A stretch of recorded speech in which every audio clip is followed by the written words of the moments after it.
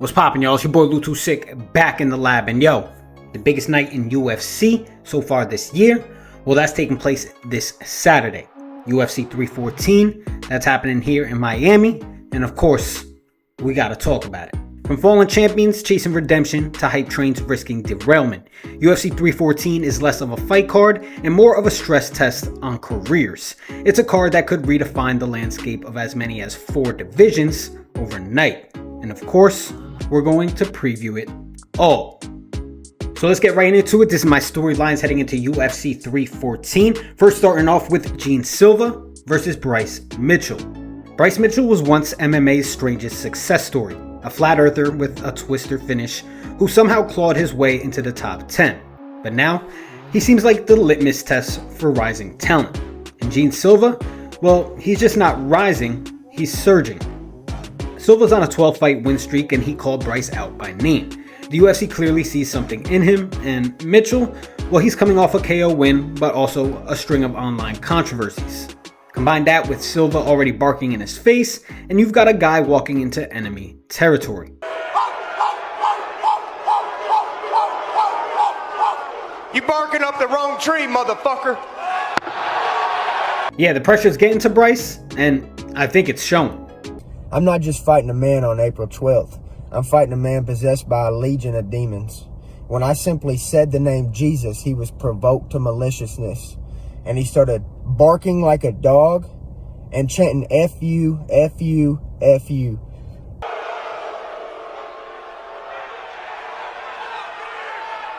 And Jesus said, Hey, remember, fuck Bryce if the world hates fuck you, Bryce Smith. they've hated fuck me Bryce first. Mitchell.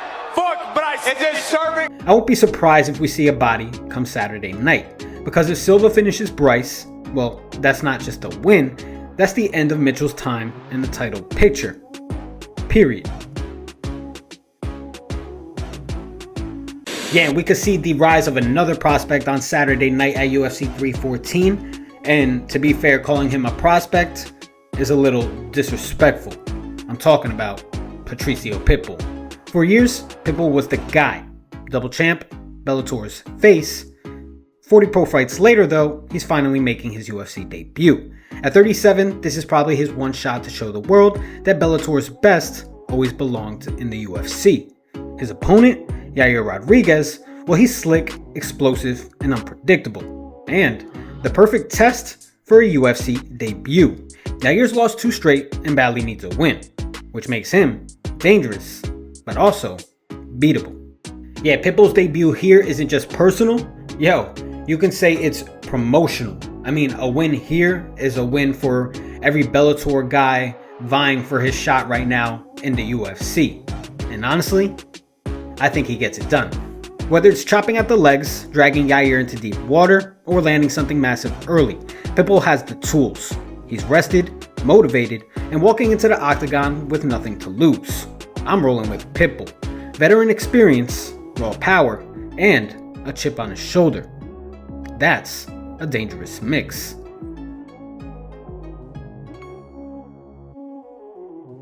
Alright, y'all, get into my pick for fight of the night. Paddy Pimblett versus Michael Chandler. It's really Paddy's moment of truth. For 4 years, Paddy's danced between hype and reality. Undefeated in the UFC, sure, but carefully matched. That protection ends now, because Chandler doesn't just fight, he hunts.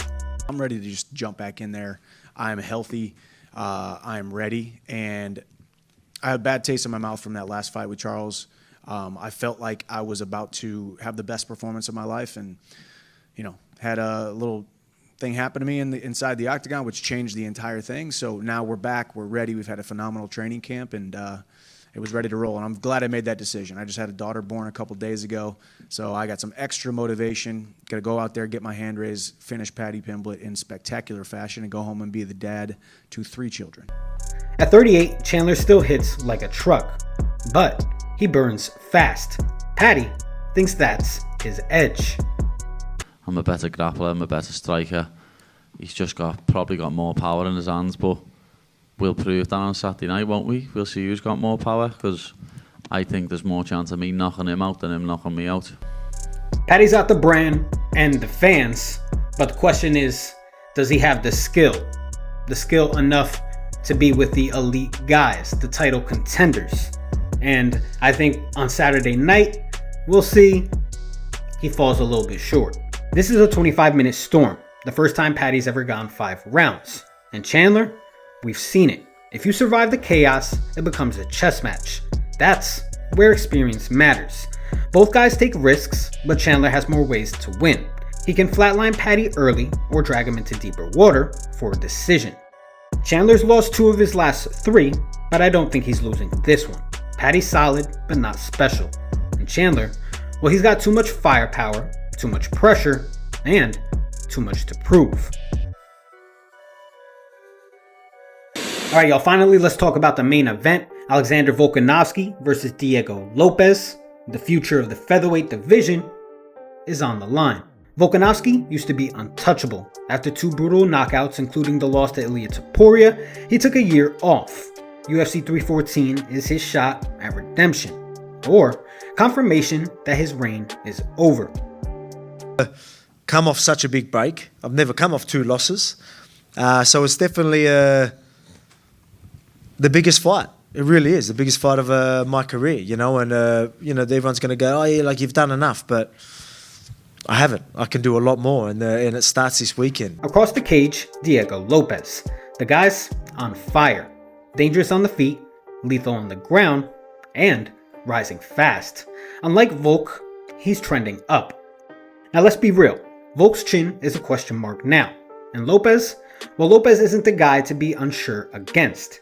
He's accurate, aggressive, and unpredictable. Prime Volk would win by staying composed and controlling distance, but that version didn't show up against Topuria. Yeah, when picking this fight, I really look at the different ways that each fighter can win. Diego Lopes has a lot of ways he can win. To me, well, Volk has to be perfect. Lopes is a finisher. Nasty ground game, non-stop pressure. He almost tapped out Mavsar twice in 1 round. Volk, he's got the heart, but Lopes has the momentum and the tools to end it. If I'm calling it, I'm saying it's not a KO. I see Lopes by submission in round 4.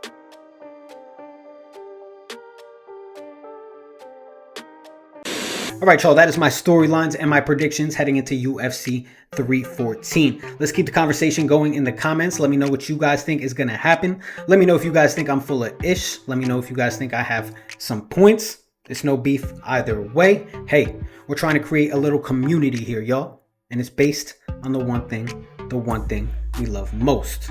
And that's violence. It's your boy Lou Too Sick. Let's click a like on the video, get it popping in that algorithm. If you haven't, make sure to subscribe to the channel. We're working on so much stuff for you, from boxing to wrestling to UFC and so much more. Just make sure you hit that notification bell and stay tuned in. And of course, keep those hands up.